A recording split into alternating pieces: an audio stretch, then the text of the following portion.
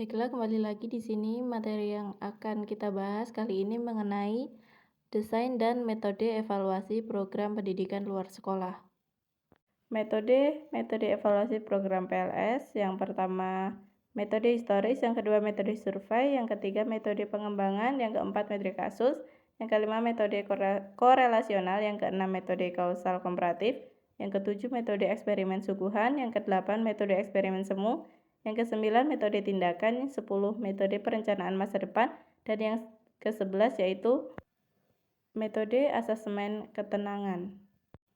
Metode historis digunakan dalam evaluasi untuk merekonstruksi masa lampau secara sistematis dan objektif melalui kegiatan pengumpulan, verifikasi, dan sintesis bukti-bukti dengan maksud untuk menegakkan fakta dan informasi sehingga diperoleh kesimpulan yang akurat. Yang selanjutnya itu metode survei, digunakan dalam evaluasi untuk membuat pencandaraan secara sistematis, faktual, dan akurat terhadap fakta-fakta dan sifat-sifat populasi atau daerah tertentu. Metode pengembangan digunakan untuk mengkaji pola dan urutan pertumbuhan, perubahan, dan atau fungsi perkembangan berdasarkan fungsi waktu. Selanjutnya ada metode kasus, digunakan untuk mempelajari secara intensif tentang latar belakang, keadaan sekarang, dan interaksi lingkungan. Dapat digunakan baik untuk semua unit soal seperti individu, kelompok, lembaga, komunitas, maupun peristiwa, keadaan, dan sebagainya. Metode korelasional digunakan dalam evaluasi untuk mendeteksi sejauh mana variasi pada suatu faktor berkaitan dengan variasi pada satu atau lebih faktor lain berdasarkan koefisien korelasi. Berikutnya ada metode kausal komparatif, digunakan dalam evaluasi untuk mengetahui kemungkinan hubungan sebab akibat dengan cara pengamatan terhadap akibat yang ada dengan mencari faktor-faktor penyebabnya.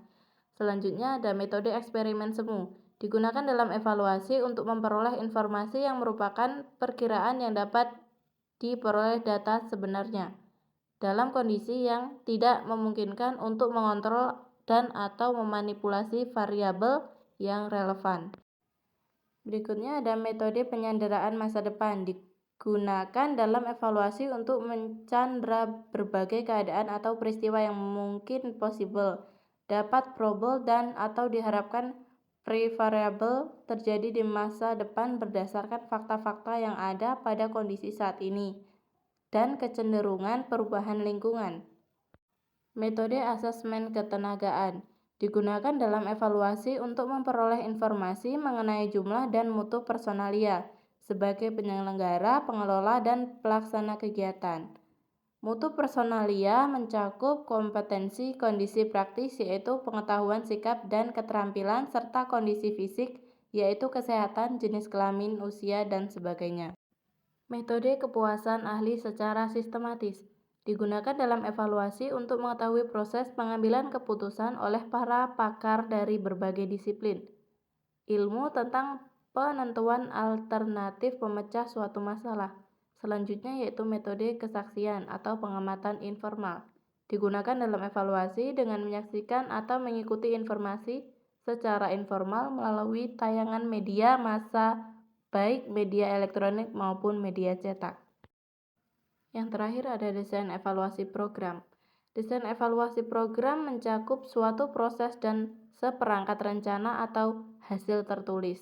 Desain evaluasi merupakan bentuk rencana untuk melakukan evaluasi yang meliputi komponen, fokus evaluasi, cara menjaring informasi, mengelola informasi yang didapatkan, membuat laporan, dan melakukan review atau peninjauan kembali terhadap semua langkah evaluasi yang telah dilakukan.